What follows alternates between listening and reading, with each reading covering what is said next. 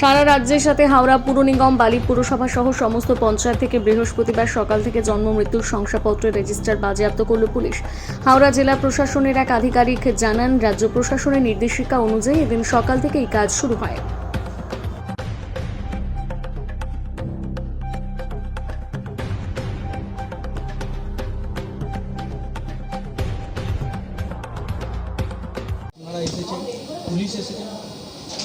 দেখুন, তৃণমূল যে হারে দুর্নীতি করেছে সেই দুর্নীতির মূল আখড়া হচ্ছে পঞ্চায়েতগুলো।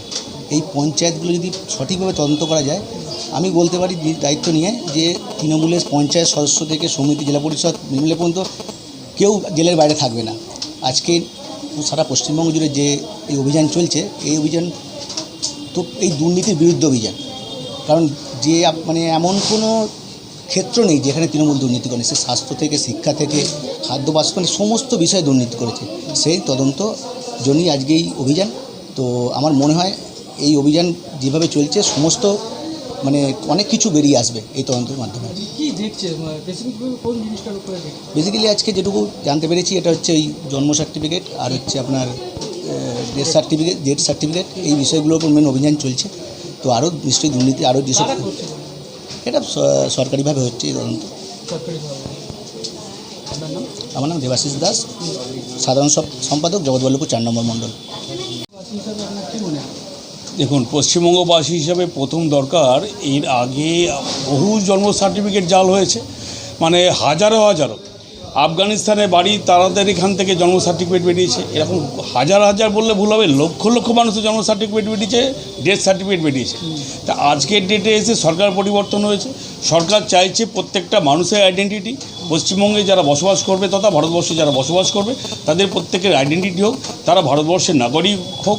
এবং সেই জায়গা থেকে সরকার আপডেট করার জন্য জন্ম সার্টিফিকেট এবং ডেথ সার্টিফিকেটের উপরে হয়তো নিউ আপডেটেশন করার জন্য কিছু সময় হয়তো স্থগিত রেখেছেন।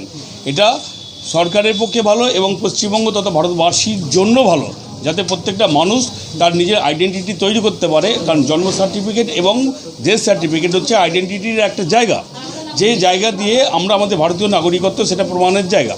সেই প্রমাণের জন্য আপডেট করার জন্য সরকার সম্ভবত স্থগিত রেখেছে। তারই ভেরিফিকেশন চলছে।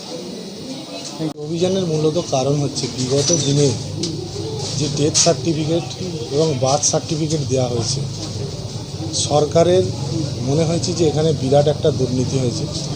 কারণ আপনারা দেখেছেন আমাদের এখানকার নাগরিকের বার্থ সার্টিফিকেট হয়নি, কিন্তু বাংলাদেশি যারা আছে বেগড়ি অঞ্চল তথা সারা পশ্চিমবঙ্গে, সেই বাংলাদেশিদের বাচ্চাদের বার্থ সার্টিফিকেট ইস্যু হয়ে গেছে।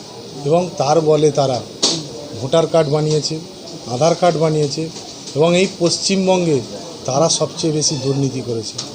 এবং সেই কাজটা বেগড়ি পঞ্চায়েত তথা সারা পশ্চিমবঙ্গের যারা পঞ্চায়েত পরিচালনা করেছে বিগত দিনে, তারা এর সাথে যুক্ত। তাই আমাদের সরকার বলেছিল জিরো টলারেন্স দুর্নীতিতে, সেই জন্যে আজ এই রেট হয়েছে প্রশাসনের পক্ষ থেকে। এখনও পর্যন্ত ফাইল ঘাঁটাঘাঁটি চলছে, সিজ হয়েছে, আরও কিছু হবে, দেখতে থাকুন। আমার নাম চিরঞ্জীব ঘোষ, আমি জগৎবল্লভপুর 4 নম্বর মণ্ডলের যুব মোর্চার প্রাক্তন সভাপতি।